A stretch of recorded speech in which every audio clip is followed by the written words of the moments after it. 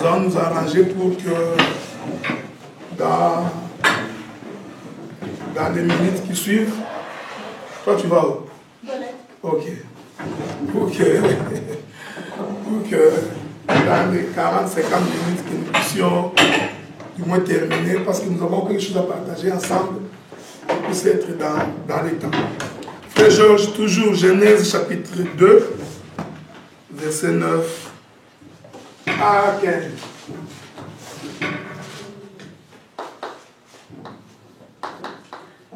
Genèse chapitre 2, verset 9 au verset 15. L'Éternel Dieu fit pousser du sol des arbres de toute espèce, agréables à voir et bons à manger, et l'arbre de la connaissance du bien et du mal. Un fleuve sortait d'Éden pour arroser les jardins, et de là, il s'est divisé en 4 plans. Le nom du premier est Pichon. C'est celui qui entoure tout le pays de Havila, où se trouve l'or. L'or de ces pays est pur. On y trouve aussi de bédillon et de la pierre d'onyx. Le nom du second fleuve est Guillon. C'est celui qui entoure tout le pays de Cush. Le nom du troisième est Hiddekel. C'est celui qui coule à l'Orient, à la Syrie, de la Syrie. Le quatrième fleuve, c'est l'Euphrate. L'Éternel Dieu prit l'homme et le plaça dans le jardin d'Éden pour le cultiver et pour le garder. Amen. Amen. Bon, nous continuons notre enseignement sur les 4 bras du fleuve qui sortent du jardin. Et nous avions expliqué la fois passée. J'ai fait une petite récapitulation afin que nous puissions ensemble cheminer dans la bonne direction. Donc, nous avions dit que il y avait un fleuve dans le jardin et que ce fleuve-là s'est subdivisé en 4 bras. Les 4 fleuves, comme vous le savez, nous avions expliqué, c'était Pichon, Guillon, Hiddekel et Ephrate. Ce sont là les 4 bras du fleuve dans les jardins. Je ne pourrais pas rentrer parce que nous sommes déjà là à la 6e partie. Donc si je rentre jusqu'au début, je finirai seulement dans la récapitulation. Vous avez expliqué que l'Éternel a fait sortir la terre des eaux. Il a placé les jardins en Éden, du côté de l'Orient. Nous avions expliqué. Et nous avions dit, le fleuve qu'il a mis dans les jardins était divisé en 4 bras que voici. J'ai expliqué que le fleuve se comprenait comme étant la parole, selon le livre d'Ésaïe, chapitre 55, à partir du 9e et 10e verset. De la même manière que le ciel est éloigné de la terre, ainsi mes pensées sont éloignées de vos pensées. De la même manière que la pluie tombe du ciel pour féconder la terre, ainsi en est-il de ma parole qui quitte le ciel pour féconder la terre. Donc, j'ai expliqué que ces fleuves-là, c'est la parole. Jean chapitre 1er nous dit, au commencement était la parole. La parole était avec Dieu. La parole était Dieu. Nous comprenons. Donc, le fleuve, c'est Dieu. Amen. Jean continue. Jean chapitre 1er, il dit, cette parole s'est faite chair. Elle a habité parmi nous. Et dans cette parole, maintenant il faut me suivre très bien. Il dit que dans cette parole était la vie. Et cette parole était la lumière du monde.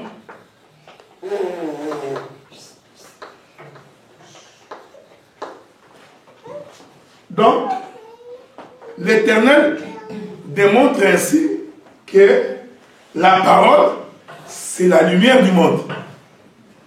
Si on peut faire un peu de l'exhortation, c'est pour dire que si quelqu'un voudrait être éclairé dans sa vie, il a besoin de la parole.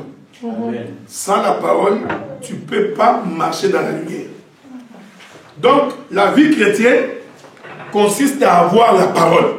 Amen. Parce que c'est la parole en réalité qui t'éclaire. Ainsi, vous comprenez que quand la Bible dit qu'au commencement, l'Esprit de Dieu s'est mouvé au-dessus des eaux. Et du sein des ténèbres, Dieu dit que la lumière soit. Dieu démontrait en fait que lui-même va venir éclairer le monde. Est-ce que vous comprenez ça? Donc, nous comprenons que ces fleuves que nous expliquons que c'est Dieu, c'est Christ, c'est la parole, consiste à être la lumière du monde. Maintenant, j'ai expliqué que en tant que parole qui est Christ, pour que nous puissions avoir l'information sur la vie de Jésus, parce que c'est Christ qui est la parole, pour que nous puissions connaître comment Jésus a vécu, parce que le fleuve arrose le jardin, c'est-à-dire que le fleuve nourrit le jardin. Alors, la manière que le fleuve nourrit le jardin, il passe par 4 bras. Je suis allé expliquer, ça j'ai fait encore de la récapitulation. J'ai expliqué que Christ, qui est la parole, est l'ombre de Jacob. Jacob est l'ombre de Christ. J'ai dit pourquoi. Parce que Jacob avait 12 enfants qui constituent les 12 tribus d'Israël. Christ aussi avait choisi 12 apôtres.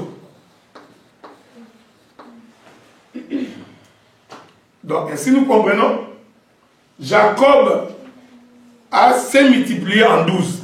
Mais pour que Jacob puisse avoir ses 12 enfants, Jacob a dû avoir 4 femmes. C'est comme ça que j'ai expliqué les 4 bras du fleuve. J'ai expliqué que la première femme de Jacob, c'était Léa. La deuxième femme, c'était Rachel. Ces 2 femmes de Jacob, Rachel et Léa, sont venues avec 2 servantes. Zilpa et Bila.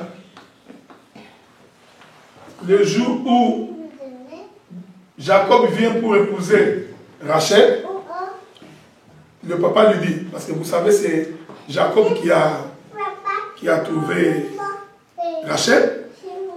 Donc Rachel a plu à Jacob. Jacob est allé pour épouser Rachel. Le papa de Rachel dira à Jacob, pour que tu épouses ma fille, la dot va être de 7 ans. Donc tu vas travailler pendant 7 ans pour avoir une femme. Donc Rachel, le prix de sa dot, c'est 7 ans de travail. Donc c'est pourquoi des fois nous disons dans l'exhortation, si un homme veut avoir une femme, il faut qu'il accepte de travailler. Amen. Donc si tu es un chômeur et que tu ne travailles pas, tu n'as pas droit à la femme. Parce qu'ici aussi, il faut comprendre que Dieu voulait enseigner que l'homme qui travaille est capable de nourrir sa maison. Est-ce que vous comprenez? Ça, c'est dans l'exhortation. Mais dans la prophétie, on n'a pas le temps d'expliquer pourquoi le chiffre 7. On viendra plus tard quand on prendra d'autres enseignements. Il travaille pendant 7 ans, il finit de travailler pendant 7 ans, au lieu qu'on lui donne Rachel, le papa lui dit non, non, non. Dans notre pays, tu ne peux pas épouser la cadette avant qu'elle ne soit mariée. Donc, je vais te donner Léa en premier. Ensuite, tu vas encore travailler 7 autres années pour avoir Rachel. Donc, Jacob a dû travailler 14 ans pour avoir ces 2 femmes. Donc, ce sont les 2 femmes qu'il a épousées légitimement. Mais en épousant ces 2 femmes, le papa de Léa et de Rachel va donner à chacune de ses filles une servante, qui sont, j'ai dit, Zilpa et Bila, qui étaient des servantes. Mais, lorsque Jacob voulait avoir des enfants, Les 12 enfants de Jacob sont issus de Léa, de Rachel, de Bila et de Zilpa.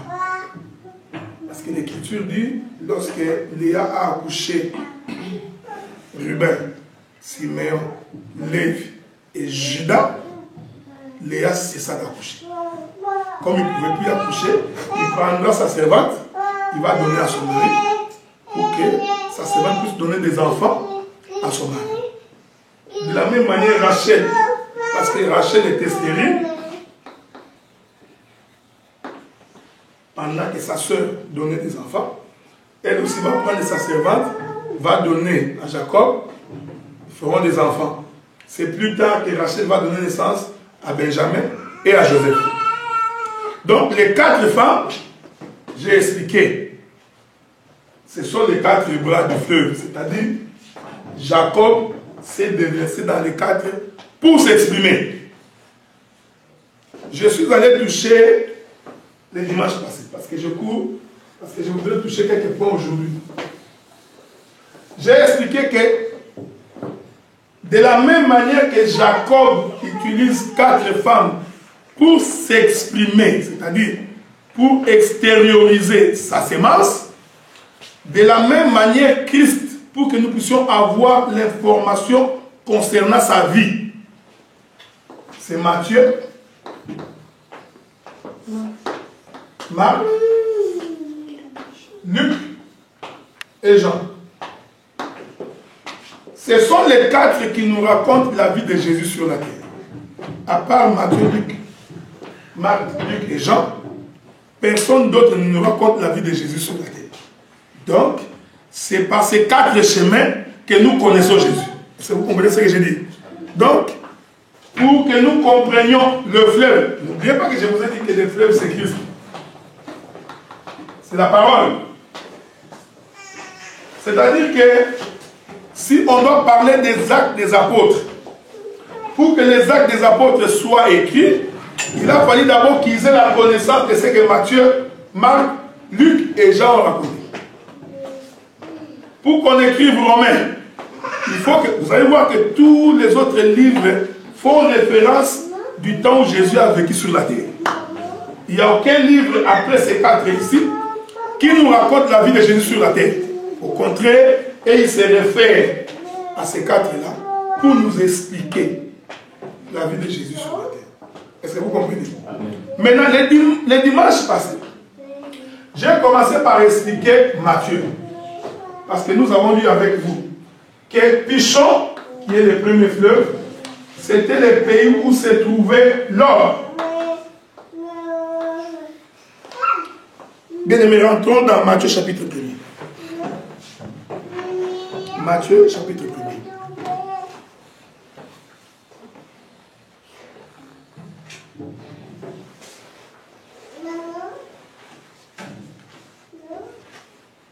Premier verset.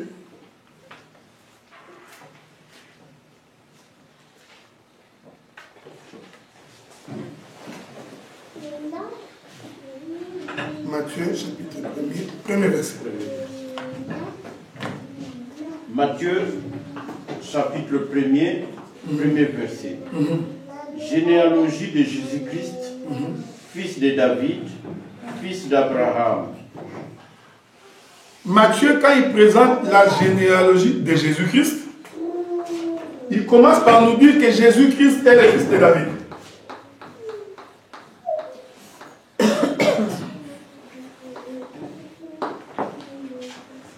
C'est comme ça que Matthieu commence. Je vous ai dit que les 4 bras, c'est par lesquels nous avons l'expression de la personne de Jésus. Maintenant, lui, Matthieu, pour nous parler de Jésus, il commence par nous présenter sa généalogie comme étant le fils de David. Or, je vous avais fait comprendre que David est de la tribu de Juda. C'est-à-dire, David, c'est le roi. Donc, la généalogie que Matthieu nous présente sur Jésus, il nous les présente en tant que roi. Est-ce que vous me suivez? Amen. C'est très important.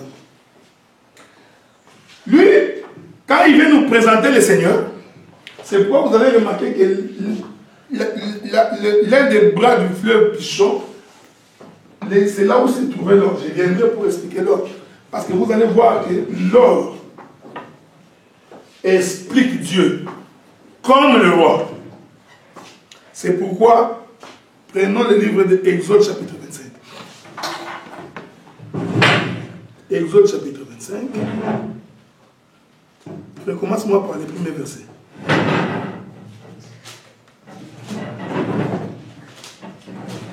Exode chapitre 25, premier verset. L'Éternel parla à Moïse et dit, parle aux enfants d'Israël, qu'ils m'apportent une offrande. Vous la recevrez pour moi de tout homme qui la fera de bon cœur. Voici ce que vous recevrez d'eux en offrande. De l'or, de l'argent et de l'oreille. Allons doucement. Vous savez, Israël était en esclavagisme en Égypte. Donc c'était un peuple asservi, un peuple pauvre. Est-ce que vous me suivez? Amen. Mais Dieu va faire quelque chose d'extraordinaire. Avant qu'ils sortent de l'Égypte, il leur dit, allez dépouiller les Égyptiens. Parce que je vous informe que c'est le jour où Israël sortait de l'Égypte, il y a eu un pillage. Donc les enfants d'Israël sont partis. Et voisin, on a toujours été en bon terme. Donne-moi de l'or, de l'argent et de l'airain. Je vous avais dit d'abord parce que l'argent ici, ce n'est pas la monnaie. Comme les gens prêchent, non, l'or et l'argent appartiennent à l'Éternel. Ce n'est pas la monnaie, ce ne sont pas les billets de banque. Okay? Donc si tu aimes les billets de banque, dis seulement que moi j'aime l'argent du billet de banque. Mais ne viens pas dire, tu vois la Bible dit, l'or et l'argent appartiennent à l'Éternel. Tu penses que l'argent dont on parle, c'est l'argent des banques. Non. Alors les enfants d'Israël sont allés dépouiller les Égyptiens. Parce que Dieu savait que lorsqu'ils vont arriver dans le désert, Dieu aura besoin d'un tabernacle. Maintenant, pour faire le tabernacle, où trouver les minéraux? Dieu ne savait pas où les trouver. Donc, Dieu a permis qu'ils puissent dépouiller les Égyptiens pour qu'en dépouillant les Égyptiens, Dieu va réclamer cela.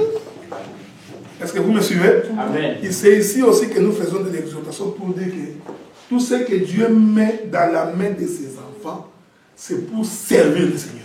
Amen. Amen. Personne ne peut dire que tu vois, j'ai mon argent, j'ai beaucoup travaillé, j'ai fait mon caillou pendant 44 heures par semaine, j'ai souffert, et puis ces hommes de Dieu là viennent nous demander de l'argent. Non.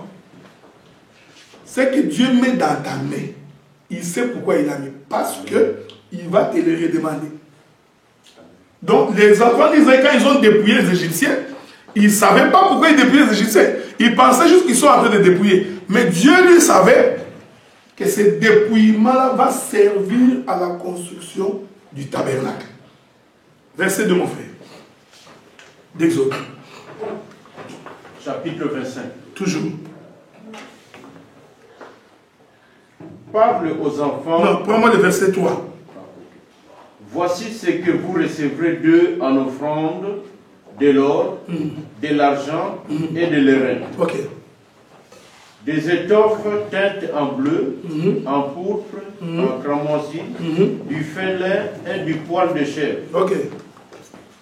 De peau de bélier teinte en rouge et de peau de dauphin. Arrête-toi là, mon frère. Maintenant, prends-moi le verset 11. Non, 10 et 11. Versets 10 et 11.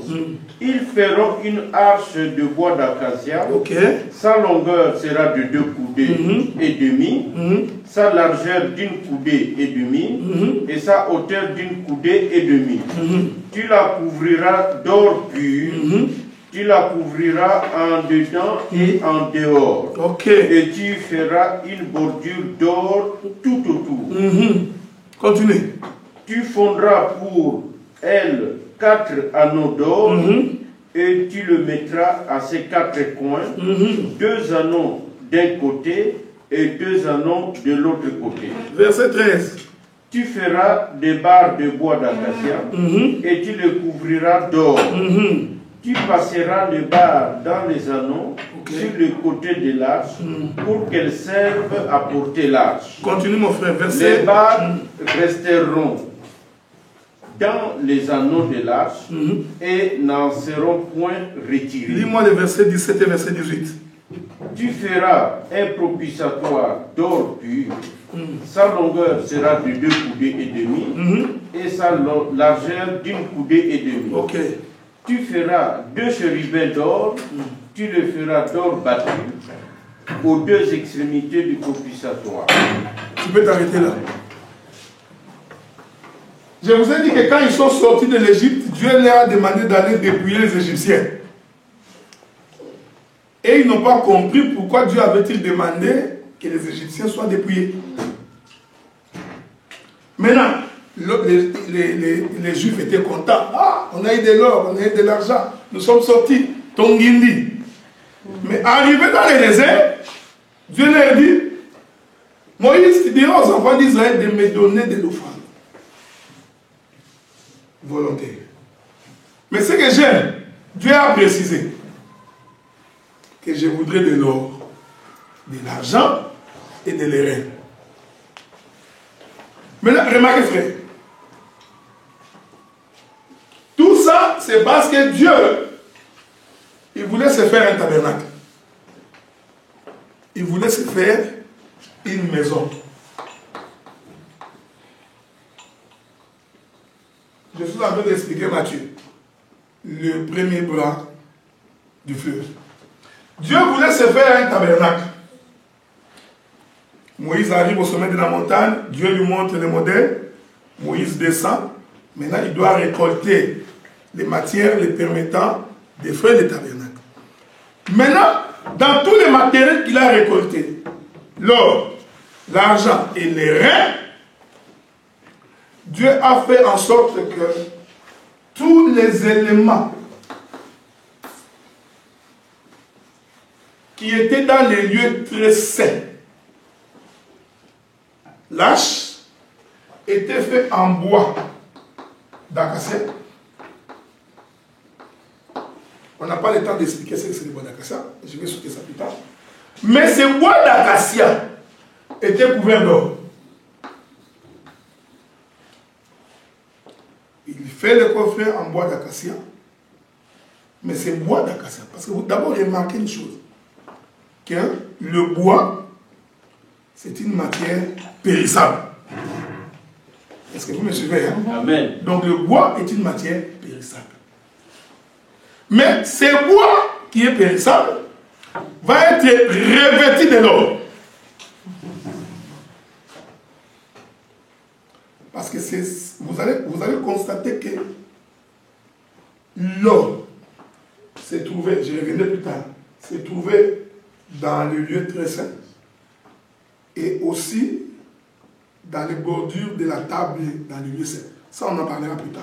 Mais si nous rentrons d'abord dans les lieux très saints, parce que l'Écriture dit que l'Éternel Dieu habite les lieux très saints, c'est sa demeure. Donc, la matière qui était faite de bois d'acacia, revêtue de l'or, nous expliquait deux choses. Il nous expliquait qu'un corps charnel va porter la divinité. Amen. Donc, parce que l'or, je vais venir pour vous démontrer que l'or, c'est Dieu. Donc, le bois d'acacia, qui est une matière périssable, explique la partie de l'humanité de Dieu. Amen. Mais cette humanité de Dieu porte l'or.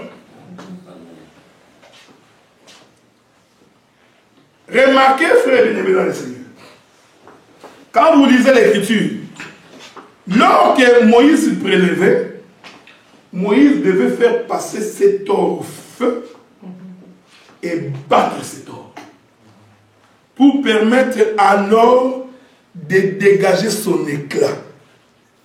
Or, quand l'or passe par le feu, l'or brille. Amen. si vous regardez bien, l'or prend la couleur du feu. Parce que la couleur de l'or qui brille, c'est la couleur du soleil. Amen. Est-ce que vous me suivez? Amen. Quand tu fais passer l'or par le feu, l'éclat de l'or brille comme le soleil. C'est pourquoi ce jour-là, pendant que Moïse était en train de paître les troupeaux de son beau-père Jéthro, la Bible dit, il vit un buisson ardent enflammé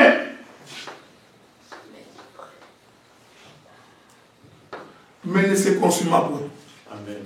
En réalité, ce que Moïse avait vu, il avait vu le soleil. Parce que le feu qui brille, c'est le soleil. Je vais donner un autre témoignage. Vous savez, le jour où on a mis Meshach, Shadrach et Abednego dans la fournaise,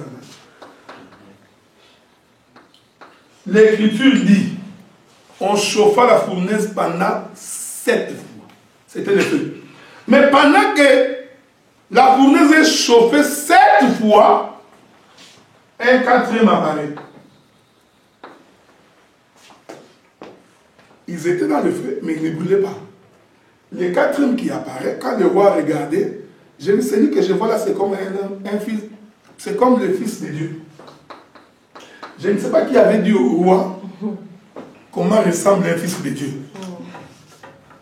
Mais il faut comprendre que dans les mystères, comme ils étaient 3, et qu'on a chauffé 7 fois, il fallait que le quatrième apparaisse pour confirmer que c'est le soleil. Amen. Or, souvenez-vous, Genèse chapitre 1er, verset 14, le 4e jour de la création, Dieu crée le soleil. Est-ce que vous me suivez? Donc, le soleil, parce que vous devez comprendre, parce que j'ai déjà expliqué que le soleil, c'est l'éternel qui sort de l'Orient. Vous comprenez ça? Donc, vous comprenez que dans le lieu très saint, là où se trouvait le bois d'acacia, que j'ai expliqué que c'est la matière périssable. C'est pourquoi Matthieu, quand il commence Jésus, il le présente comme étant le fils de David. C'est-à-dire quelqu'un qui est né. C'est-à-dire c'est le corps charnel. Mais il le présente dans la lignée royale. C'est-à-dire comme étant le roi. Or, le roi, c'est celui qui préside. Selon Genèse chapitre 49. Judas, tu es un jeune lion, tu recevras les hommages de tes frères, tu es le roi pour Israël. Donc, le roi, c'est celui qui conduit. En d'autres termes, c'est le roi qui commande. Or, la Bible dit, lorsque Dieu crée le soleil, il dit, le soleil est créé pour présider au jour. Dieu disait, le soleil est un président. Amen. Le soleil, c'est celui qui commande. Le soleil, c'est celui qui prend la direction. C'est pourquoi le soleil est créé le 4e jour, pour expliquer la lignée royale. Est-ce que vous me suivez? Amen. Donc, Matthieu, quand il nous présente le Seigneur, il nous le présente comme étant celui qui conduit. C'est-à-dire celui qui dirige. Or, celui qui dirige, nous disons que c'est le lion. Amen. Je reviendrai si Dieu nous prête vie. Si pas ce dimanche, l'autre dimanche, pour aller expliquer, parce que nous allons toucher les 4 êtres vivants. Vous verrez que le premier être vivant, selon Ézéchiel et Jean Apocalypse, il correspond exactement à la présentation de Matthieu. Parce que les deux présentent le premier être vivant comme étant le lion. Or, vous comprenez que lorsque nous parlons du lion, je l'avais dit la fois passée, il ne faut pas être dans la forêt. Parce que si tu es dans la forêt, tu vas te perdre. Donc, les lions, Dieu a pris la nature pour nous expliquer la divinité. Amen. Mais, quand on faisait l'arche faite en bois d'acacia, deux éléments constitutifs. Nous avions le bois d'acacia, que j'ai expliqué que c'est la matière périssable, présentant l'humanité de Dieu, de Christ. Et j'ai dit, il y a l'or qui représente sa divinité.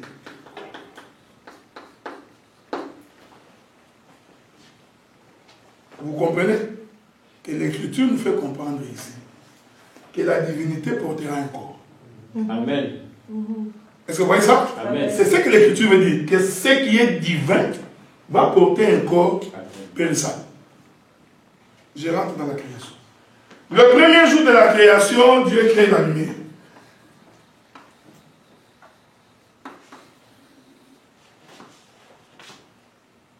Le quatrième jour de la création, Dieu crée le soleil. Il faut faire très attention. Parce que cette écriture veut tout simplement dire que la lumière, qui est la divinité, porte un corps. Donc, Dieu a pris la lumière du premier jour. Parce que techniquement, pour qu'il y ait la lumière, il faut qu'il y ait la source de la lumière. C'est ça. Amen. Mais regardez que dans la création, la lumière a existé avant le soleil. Donc on se pose la question, mais c'est quoi cette histoire-là? Ça n'a aucun bon sens. Maintenant, quand nous arrivons le quatrième jour, qu'est-ce que Dieu fait? Je vous avais dit, il y a 2 dimanches passés. La prophétie de Genèse 49. Quand Dieu dit, Judas, tu es un jeune lion, blablabla, le sceptre du commandement ne quittera pas Judas jusqu'à ce que vienne le Shiloh. Donc le Shiloh doit venir entrer dans Judas. Et j'ai dit que Judas c'est le 4e fils de Jacob.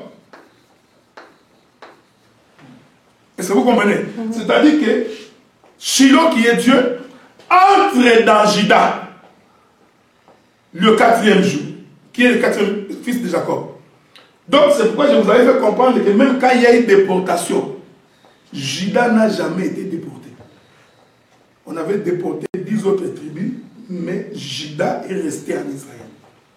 Parce que Dieu voulait préserver la prophétie que Judas restera jusqu'à ce qu'il vienne. C'est pourquoi nous disons même dans l'évangile, même si on a l'impression que tout le monde est corrompu, il ne faut jamais vous étonner. Il y a toujours un coin où Dieu se préserve. Amen. Amen. Pour que les bornes ne soient pas déplacées. Donc qu'il y ait des pasteurs impudiques, qu'il y ait des pasteurs voleurs, qu'il y ait des pasteurs menteurs, ne soyez pas étonnés. Mais retenez que Dieu ne peut pas enlever la vérité. Amen. Donc, l'arche qui était composée de bois d'acacia, revêtie de l'or, nous expliquait que le périssable portera la divinité. Dieu a repris ça dans la création. Le premier jour de la création, il crée la lumière. Le 4e jour, Dieu prend cette lumière, qui est lui-même Dieu, il les fait entrer dans le soleil. Pourquoi? Parce que si le Seigneur apparaît en tant que lumière, il est impossible pour nous d'accéder à l'éternel. Parce qu'il est infini. Tu ne peux pas savoir où commence la lumière, où finit la lumière. Mais c'est toute l'éternité. Mais Dieu prend l'éternité, il les confine dans un corps, le soleil, pour nous permettre de voir. Est-ce que vous comprenez? Amen. Pour permettre maintenant Dieu de porter un corps, et ainsi permettre à ce corps de marcher. Parce qu'il n'y a que le soleil qui marche. Il quitte l'Orient, il va se coucher à l'Occident. Mais pour que la lumière puisse marcher, la lumière devait porter ce corps, qu'on appelle le soleil, lui permettant de marcher. C'est ce que nous avions expliqué hier à la conférence. Dieu qui est lumière, pour qu'il se manifeste sur la terre, il lui porte un corps qu'on appelle soleil. Et le soleil, c'est le Fils. Donc, c'est la présentation de Matthieu. C'est pourquoi vous avez remarqué. Lis-moi une écriture de Georges. Si nous prenons le livre de, je crois, Matthieu chapitre 2. Matthieu chapitre 2, 11e verset.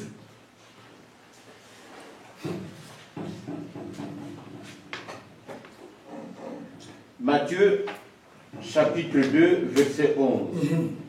Ils entrèrent dans la maison et virent le petit enfant avec Marie, sa mère, se prosternèrent et l'adorèrent. Ils ouvrirent ensuite leur trésor et lui offrirent en présent de l'or, de l'encens et de la myrrhe. Ce n'est pas l'encens et la myrrhe qui m'intéressent, parce que lorsque nous toucherons les veaux, nous parlerons de l'encens et de la myrrhe. Mais le jour où le Seigneur est né, la Bible dit qu'on prit l'enfant, on l'a mis dans une mangeoire. Mangeoire, c'est l'endroit où les animaux viennent manger. Et je t'informe que le mangeoire est fait en bois. Ils l'ont mis là-bas. Maintenant, les mages qui se sont déplacés pour venir vers le Seigneur, ils venaient pour l'adorer. Mais remarquez que dans les présents qu'ils ont fait à Jésus, il y a ce qu'on appelle l'or. C'était pour attester de sa divinité. Attester qu'il est le roi. Amen. Attester qu'il est Dieu. Amen. Donc, quand le fleuve se subdivise en 4 bras, et que le premier bras, c'est Pichon, qui est le pays de l'or, cela correspond à la présentation de Matthieu, qui présente le Seigneur comme étant le roi. Et j'ai expliqué que le roi, c'est le soleil. Mais le soleil, en réalité, c'est quoi? C'est la lumière dans un corps. C'est Dieu dans un corps. Est-ce que vous me suivez? Vous avez l'air fatigué. On est tous fatigués, ne vous en faites pas. Donc, c'est Dieu dans un corps. Maintenant, regardez. Les enfants d'Israël sortent de l'Égypte. Je présente toujours Matthieu. Ils arrivent à la montagne, Dieu donne les ordonnances, ils font les tabernacles. La Bible dit qu'ils ont fait les tabernacles, comme vous le savez, distribués en 3 parties. L'Écriture dit,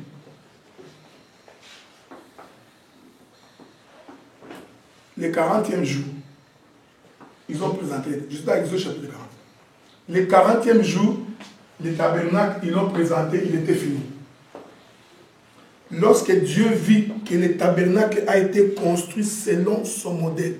Est-ce que vous me suivez? Amen. Je t'informe que le tabernacle est constitué de matière terrestre. Parce que le modèle était céleste. Mais pour faire le tabernacle, on a pris les éléments terrestres. Donc, le tabernacle est une constitution des éléments terrestres. L'Écriture dit dans Exode chapitre 40, vers le dernier verset, lorsque Dieu vit que le modèle a été respecté. Parce que Moïse a dressé le tabernacle le 40e jour. Qui est le mystère autour du chiffre 4. La Bible dit, alors la colonne de nuée va quitter le ciel, va venir entrer dans le tabernacle. Je suis dans la création. Amen. En réalité, nous sommes le 4e jour.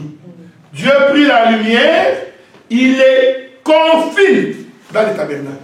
Ainsi, le tabernacle devient le soleil qui marche. Est-ce que vous me suivez? Amen. Donc, ici, c'est comme ça que nous expliquons aussi que l'éternel Dieu n'est pas un Dieu révélé. C'est un Dieu mystère qui se cache. Donc, pour que tu prêches Dieu, il faut que Dieu t'amène dans sa cachette. Parce que Dieu, toute sa vie, il ne fait que se cacher. C'est du genre, quand il met sa face, que tu veux le regarder, il se retire pour que tu ailles le trouver. Il a commencé ça depuis la création. Vous voyez-vous? Il crée Adam, composé de la poussière de la terre, qui est une matière terrestre, tout comme le tabernacle. Une fois que c'est fait, Dieu vient, il souffle. C'est-à-dire Dieu vient, il entre, il se cache. Dans Adam. Donc pendant que Adam marchait, il cachait Dieu. Les gens qui voyaient Adam, ils pensaient voir un homme qui est en train de marcher normalement, alors qu'à l'intérieur d'Adam, la divinité s'est cachée. Donc, l'homme, je trouverai une parabole où l'Écriture dit, le royaume des cieux est semblable à quelqu'un qui a trouvé un trésor en or, mais qui va trouver un endroit pour aller le cacher. Il ouvre la terre et il cache ça. On en parlera plus tard. Donc vous comprenez que, en réalité, ces mouvements de la nuée qui rentrent dans les tabernacles nous renseignent aussi que Dieu va quitter le ciel pour venir se cacher. Est-ce que vous me suivez? Donc, cela explique que quand le Seigneur est venu sur la terre, en réalité c'était le roi qui était venu, mais ce roi qui était venu est venu en se cachant. Il n'est pas venu en se révélant. C'est pourquoi nous disons prêcher l'évangile. C'est la capacité que Dieu donne à un ministre de déchirer les tabernacles. Amen. Donc ce n'est pas parce que tu répètes les versets, Dieu a dit qu'il est... Non, il faut que tu sois capable, comme il s'est caché dans les tabernacles, que tu sois capable de déchirer les tabernacles pour aller découvrir qu'est-ce qu'il est. Donc, quand Dieu, au 4e jour de la création, crée le soleil, je vous ai dit, en réalité, il a pris la lumière, il l'a caché. Quand on fait les tabernacles, je vous ai dit, on a fait les tabernacles, on l'a présenté au 40e jour. Qui est le catéchisme? Qui est Judas. Voyez-vous? La prophétie de Genèse 49 va s'accomplir. Le bâton de commandement ne quittera pas Judas jusqu'à ce que vienne le Shiloh. Donc, le Shiloh vient, c'est l'Éternel. Il descend. Il vient faire quoi? Il vient entrer dans les tabernacles, présenter le 40e jour. Pour préciser que c'est Judas. Maintenant, Dieu vient, il se cache à l'intérieur. Et une fois qu'il s'est caché à l'intérieur, comme le soleil, maintenant il commence sa course. Il commence sa marche en se cachant. C'est pourquoi l'Écriture dit que dans les temps anciens, le Seigneur s'est manifesté en se cachant. Au point où, le bien-aimé Pierre nous dit, les prophètes ont sondé pour vérifier quand est-ce que ces choses seront révélées. Ils ont fait de ces choses l'objet de leur investigation. Moi, j'ai toujours dit que quand tu veux être un bon prédicateur, il faut aussi faire de la recherche. C'est ça. Pour sonder. Surtout si Dieu t'a appelé au ministère prophétique, il faut que tu sois capable de sonder les époques, les moments, les temps. C'est très important. Si tu te dis que tu as le ministère prophétique, il faut que tu saches le monde a commencé où, il va où. Que nous dit la politique du monde? Parce que la politique du monde est liée au temps prophétique de Dieu. Amen. Ce n'est pas pour rien. Dieu, vous savez, Dieu, il est juste dans ce qu'il fait. Hein? Ce n'est pas pour rien Dieu a fait que Israël soit assujetti par les Égyptiens. C'était un pouvoir politique qui a assujetti Israël. Vous remarquez que c'est pendant ce pouvoir-là qui est en train d'assujettir Israël que Dieu envoie Moïse. Je reviens là, parce que je suis toujours dans Matthieu. Dieu dit à Abraham, ta postérité séjournera dans une terre étrangère. Et l'Éternel de préciser, à la 4e génération, ils sortiront. Hein? Ok, bon. Ils vont être là-bas. Mais quand nous allons atteindre la 4e génération, moi, Dieu, je viendrai pour les délivrer. l'Éternel répétait la prophétie de Genèse 49. Le bâton de commandement ne quittera pas Juda jusqu'à ce que vienne le Shiloh. Parce que le Shiloh vient pour délivrer son peuple. C'est pourquoi, dans la Bible, un roi doit être un combattant. Amen. Donc, nous n'avons pas dans la Bible le genre de roi qui reste sur le siège en train de trôner et de recevoir des offrandes. Donc, un ministre, ce n'est pas celui qui est assis sur la chair en train de prendre seulement de l'argent. Un ministre doit être un combattant. C'est quelqu'un qui doit apprendre à affronter la guerre. C'est quelqu'un qui doit apprendre à affronter les intempéries pour que le peuple trouve la vie. Amen. Donc ce n'est pas ce que nous voyons aujourd'hui. Le pasteur, lui, il ne prie pas. Il a tellement beaucoup mangé, il a un gros ventre.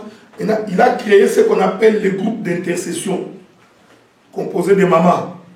Alors ces mamans passent leur temps à intercéder pour lui pendant que lui est en train de manger du beurre et du fromage. Non. Donc, un général de l'armée ne peut pas avoir un gros ventre. C'est quelqu'un qui fait de l'exercice pour qu'il soit fort. Donc, cette conception-là des pasteurs patrons, c'est une conception qui n'est pas biblique. Vous comprenez? Donc, David est resté roi en Israël. Il n'a fait que combattre. Il ne faisait que combattre en étant roi. Parce que quand le roi est combatif, le peuple aussi va combattre. Donc, vous comprenez que Dieu dit à la 4e génération, je descendrai. Je vous ai fait remarquer. Parce que vous savez, la Bible est tellement parfaite. Maintenant, quand Dieu descend pour faire sortir Israël, il descend comme le soleil. Je vous ai démontré ça. Moïse a vu un buisson ardent. C'est là que Dieu est descendu. Et je vous ai dit que le buisson ardent, en réalité, c'était le soleil. Parce qu'il a vu un buisson en feu, mais qui ne se consumait pas. Or, je vous ai dit que la couleur du feu, c'est la couleur de l'or qui brille. Et quand Moïse est retourné, Dieu lui a dit, Dieu lui parlait, donc il a vu Dieu. Dieu venait de lui dire que je suis descendu à la 4e génération. Il disait que je suis Shiloh, qui vient de descendre pour que le peuple qui est en esclavagisme puisse y sortir. Remarquez, frère, et si vous comprenez que quand Moïse va pour délivrer Israël, il faut faire très attention. Moïse n'y va pas comme étant un lévite. Quand il va pour délivrer Israël, il va comme Judas. Vous voyez ça? Amen. Parce que l'Écriture nous dit que Moïse était roi en Israël. Oui. L'Écriture dit que Moïse était roi en Israël. Donc, nous allons nous arranger pour que dans les minutes qui suivent, toi tu vas où? Ok. Pour que dans les 40-50 minutes que nous puissions du moins terminer, parce que nous avons quelque chose à partager ensemble, pour puisse être dans les temps. Frère Georges, toujours Genèse chapitre 2, verset 9 à 15.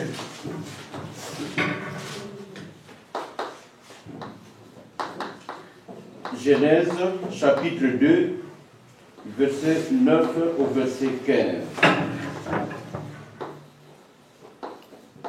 L'Éternel Dieu fit pousser du sol des arbres de toute espèce, agréables à voir et bons à manger, et l'arbre de la connaissance du bien et du mal. Un fleuve sortait d'Éden pour arroser les jardins, et de là, il s'est divisé en 4 plans. Le nom du premier est Pichon. C'est celui qui entoure tout le pays de Havila, où se trouve l'or. L'or de ces pays est pur. On y trouve aussi de Bédioum et de la pierre d'Onique.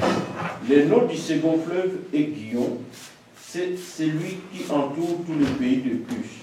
Le nom du troisième est Idéker, c'est celui qui coule à l'Orient, à la Syrie, de la Syrie. Le quatrième fleuve, c'est l'Euphrate. L'Éternel Dieu prit l'homme et le plaça dans le jardin d'Éden pour le cultiver et pour le garder. Amen. Amen. Bon, nous continuons notre enseignement sur les 4 bras du fleuve qui sortent du jardin. Et nous avions expliqué la fois passée. J'ai fait une petite récapitulation afin que nous puissions ensemble cheminer dans la bonne direction. Donc, nous avions dit qu'il y avait un fleuve dans le jardin et que ce fleuve-là s'est subdivisé en 4 bras. Les 4 fleuves, comme vous le savez, nous avions expliqué, c'était Pichon, Guillon,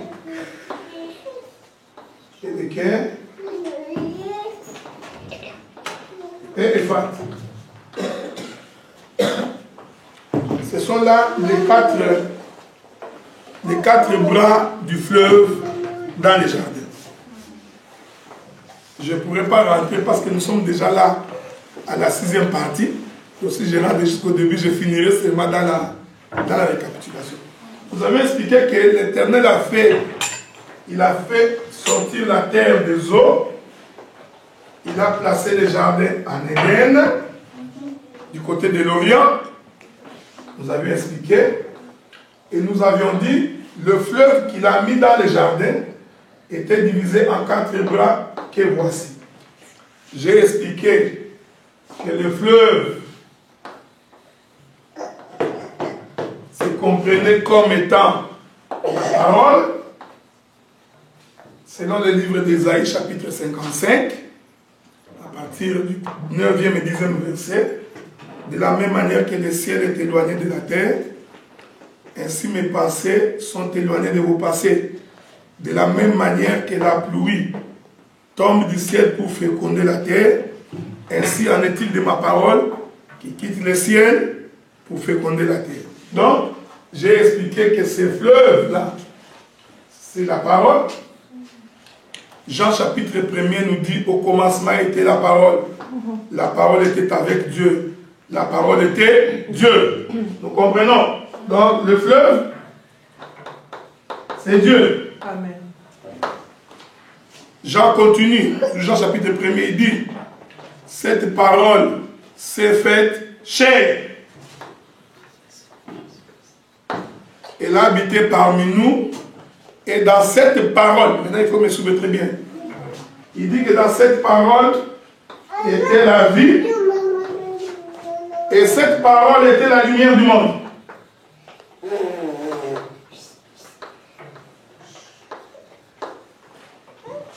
Donc, l'Éternel démontre ainsi que la parole, c'est la lumière du monde.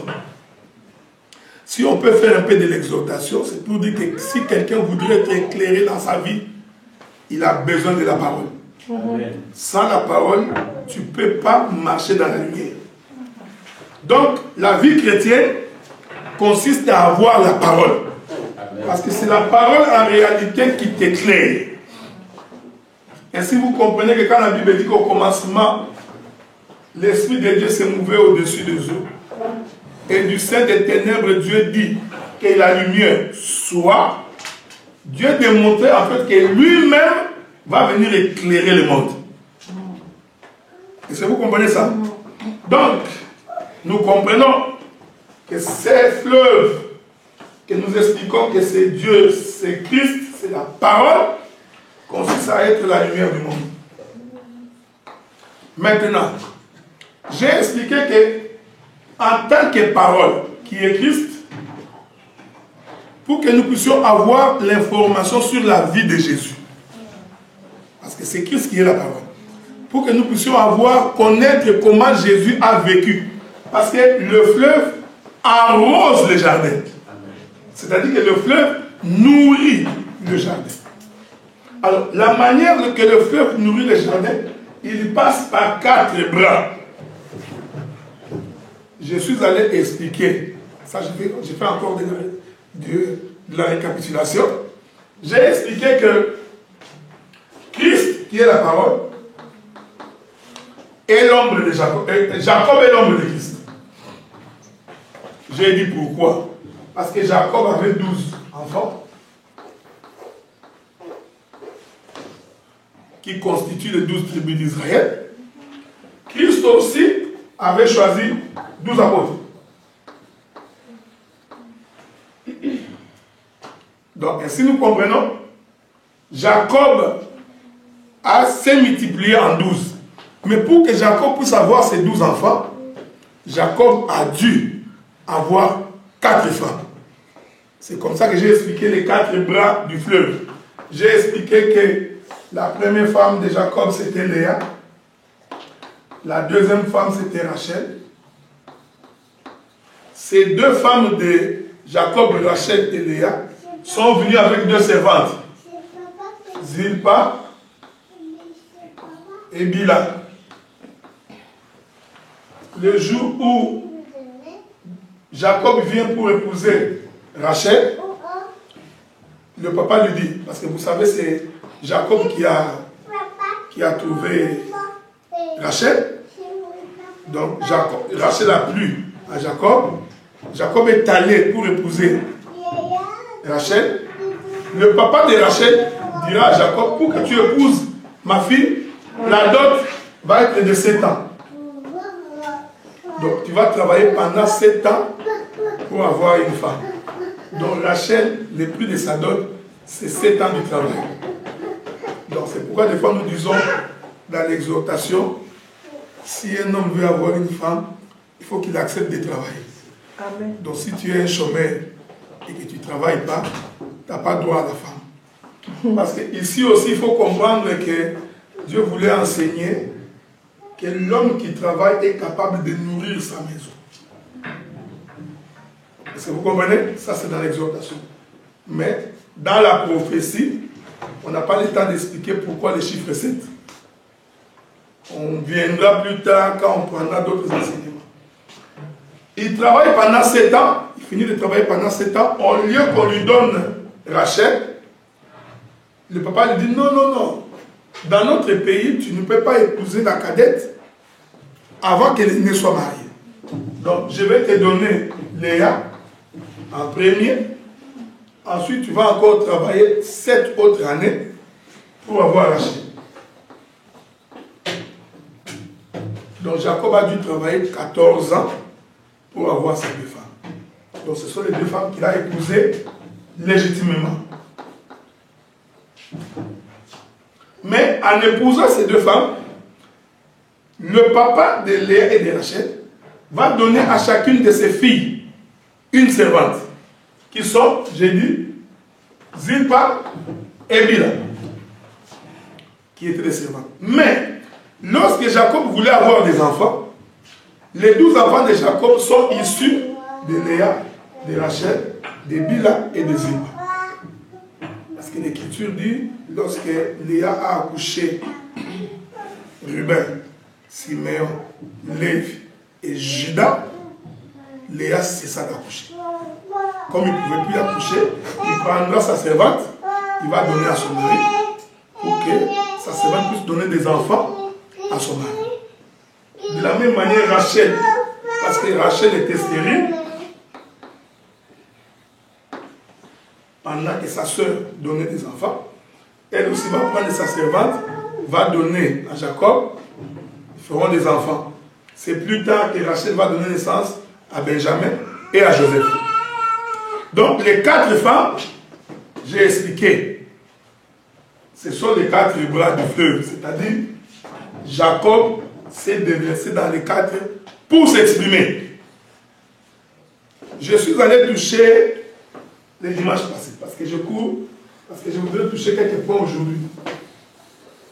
J'ai expliqué que de la même manière que Jacob utilise 4 femmes pour s'exprimer, c'est-à-dire pour extérioriser sa sémence, de la même manière Christ, pour que nous puissions avoir l'information concernant sa vie. C'est Matthieu, Marc, Luc et Jean. Ce sont les quatre qui nous racontent la vie de Jésus sur la terre. À part Matthieu, Luc, Marc, Luc et Jean, personne d'autre ne nous raconte la vie de Jésus sur la terre.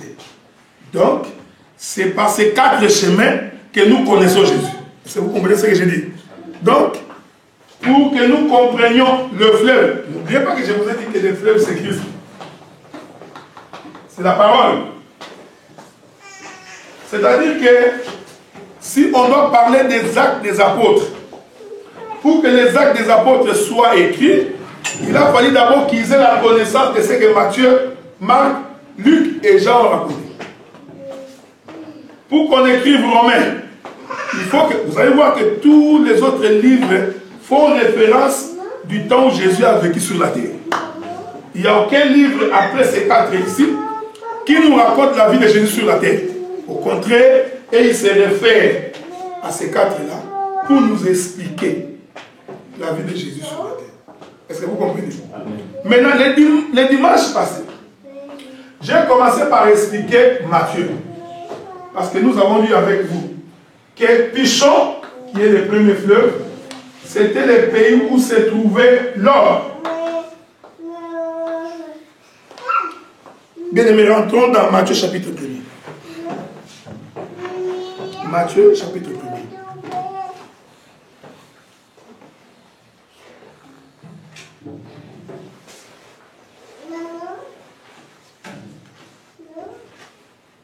Premier verset.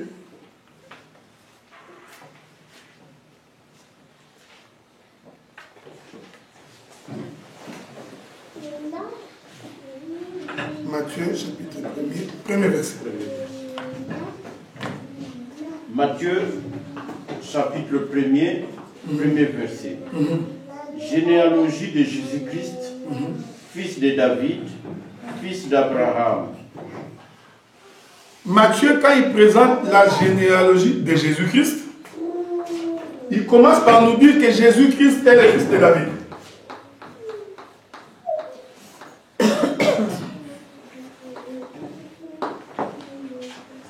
C'est comme ça que Matthieu commence.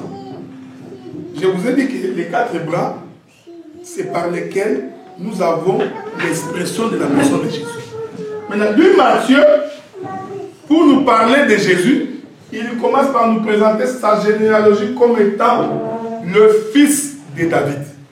Or, je vous avais fait comprendre que David est de la tribu de Juda. C'est-à-dire, David, c'est le roi. Donc, la généalogie que Matthieu nous présente sur Jésus, il nous les présente en tant que roi. Est-ce que vous me suivez? Amen. C'est très important.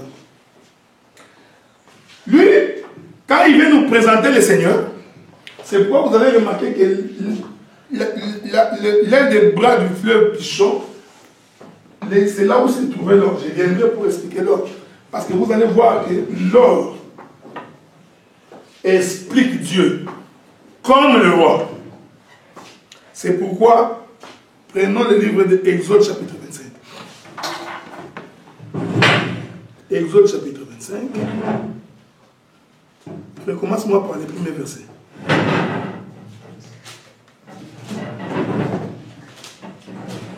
Exode chapitre 25, premier verset. L'Éternel parla à Moïse et dit, parle aux enfants d'Israël, qu'ils m'apportent une offrande.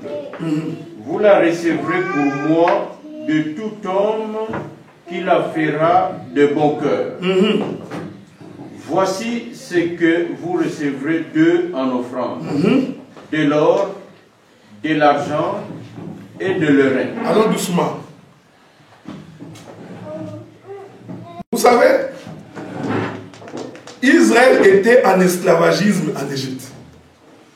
Donc c'était un peuple asservi, un peuple pauvre. Est-ce que vous me suivez? Amen. Mais Dieu va faire quelque chose d'extraordinaire. Avant qu'ils sortent de l'Égypte, il leur dit, allez dépouiller les Égyptiens. Parce que je vous informe que c'est le jour où Israël sortait de l'Égypte, il y a eu un pillage. Donc les enfants d'Israël sont partis. Et voisins, on a toujours été en bon terme. Donne-moi de l'or, de l'argent et de l'airain. Je vous avais dit d'abord parce que l'argent ici, ce n'est pas la monnaie. Comme les gens prêchent, non, l'or et l'argent appartiennent à l'Éternel. Ce n'est pas la monnaie, ce ne sont pas les billets de banque. Okay? Donc si tu aimes les billets de banque, dis seulement que moi j'aime l'argent du billet de banque. Mais ne viens pas dire, tu vois la Bible dit, l'or et l'argent appartiennent à l'Éternel. Tu penses que l'argent dont on parle, c'est l'argent des banques. Non. Alors les enfants d'Israël sont allés dépouiller les Égyptiens.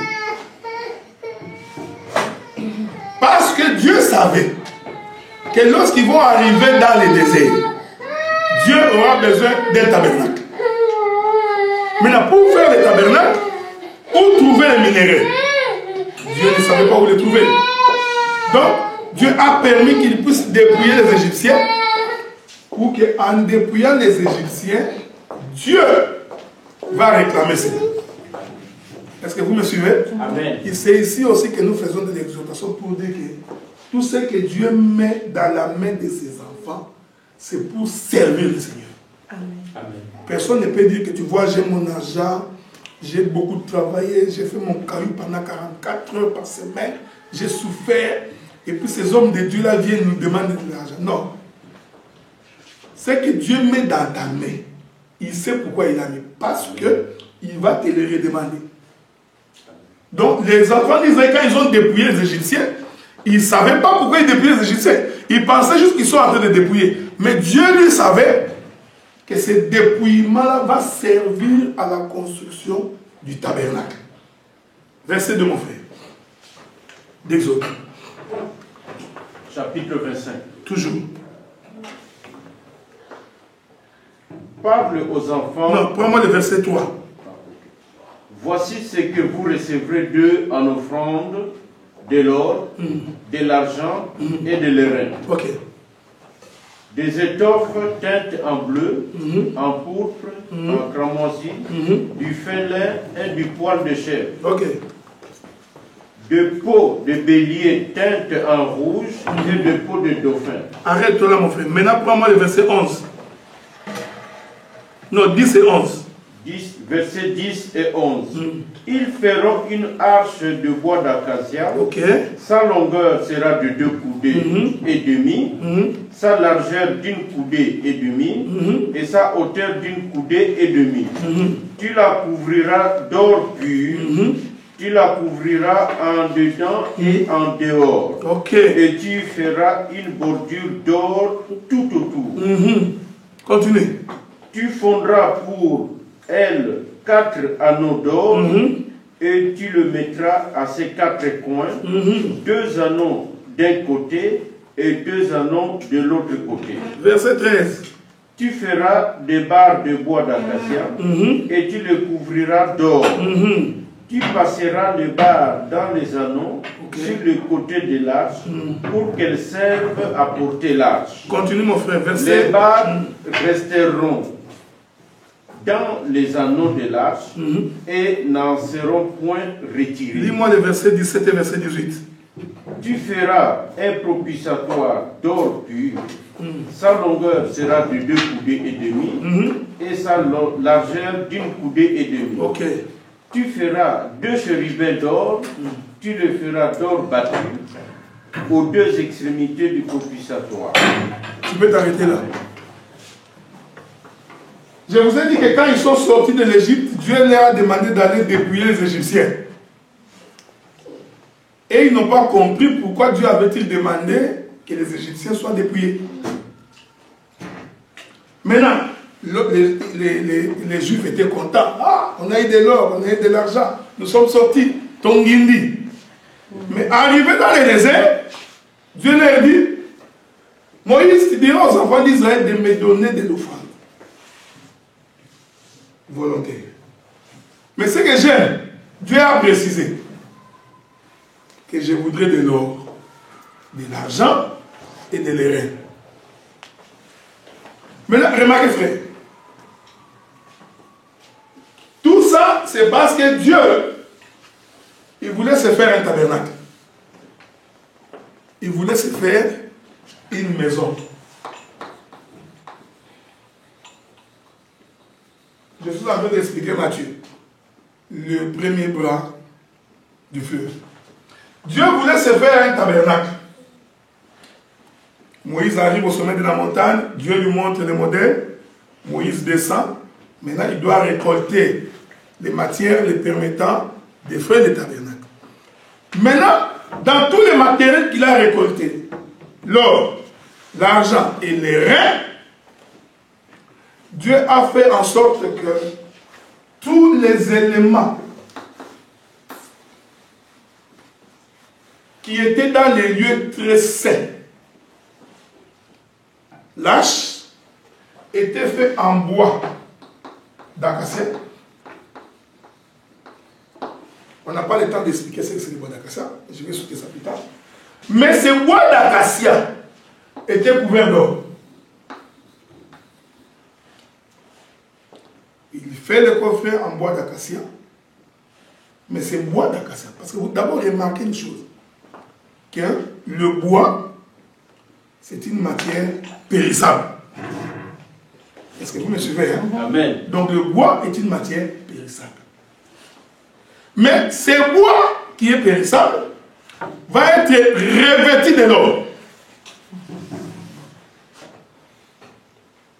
Parce que vous allez constater que l'or s'est trouvé, je reviendrai plus tard, s'est trouvé dans le lieu très saint et aussi dans les bordures de la table dans le lieu saint. Ça, on en parlera plus tard.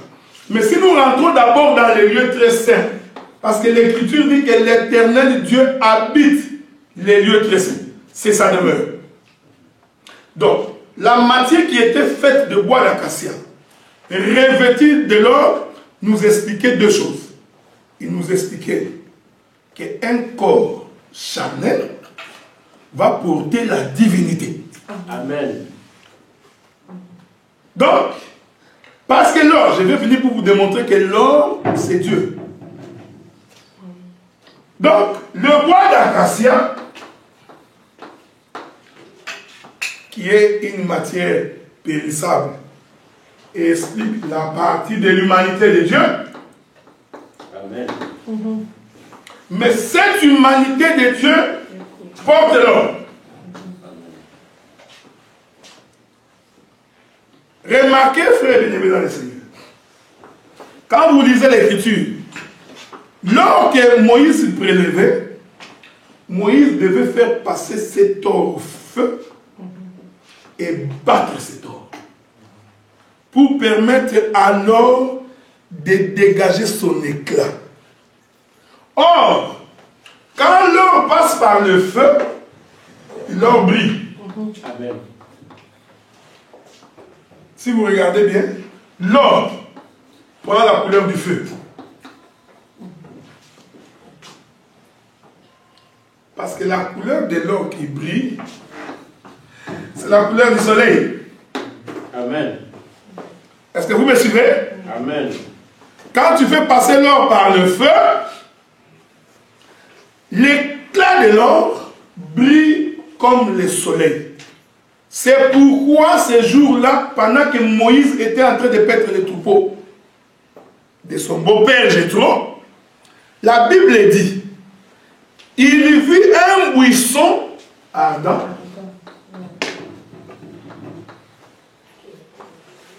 enflammé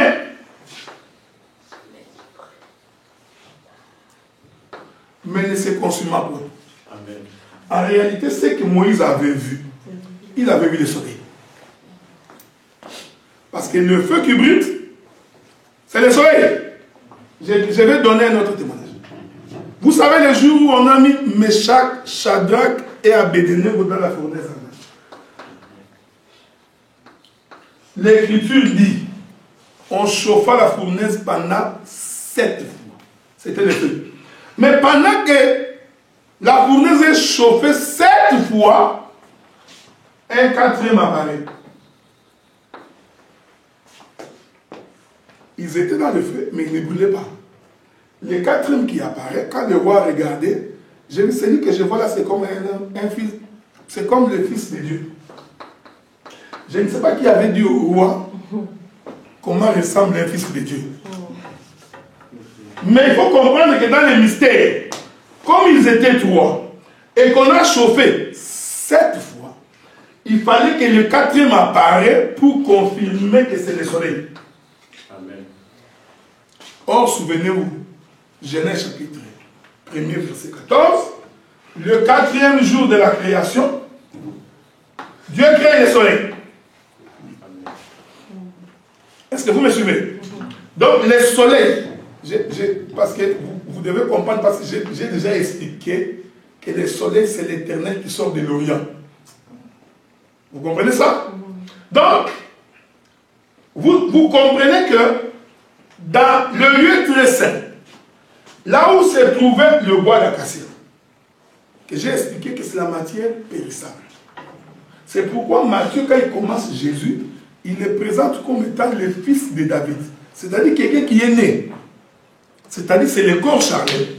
Mais il le présente dans la lignée royale. C'est-à-dire comme étant le roi.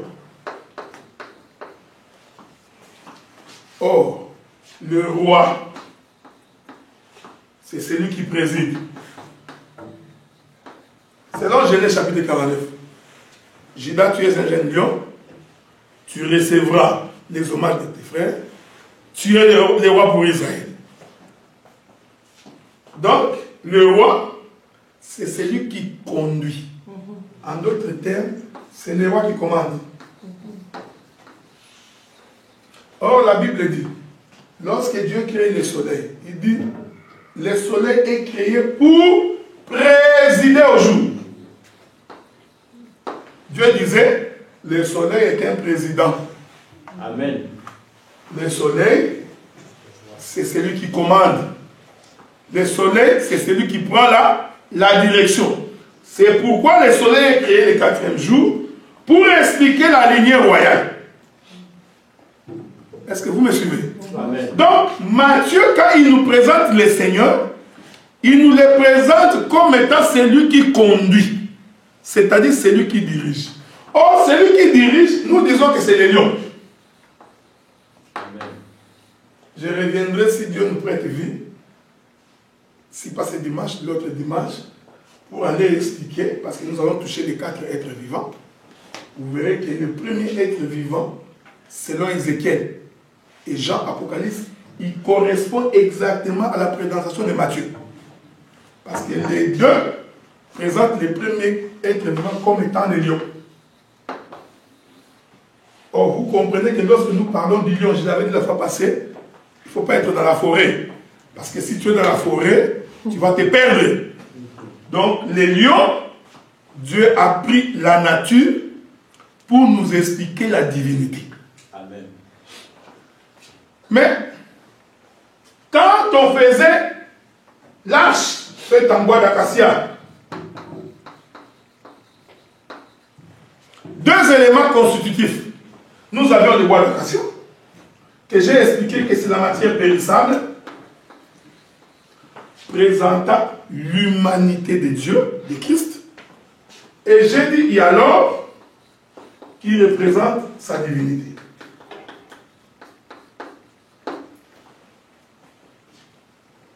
Vous comprenez que l'Écriture nous fait comprendre ici que la divinité portera un corps. Amen. Est-ce que vous voyez ça? Amen. C'est ce que l'Écriture veut dire, que ce qui est divin va porter un corps périssable. Je rentre dans la création. Le premier jour de la création, Dieu crée la lumière.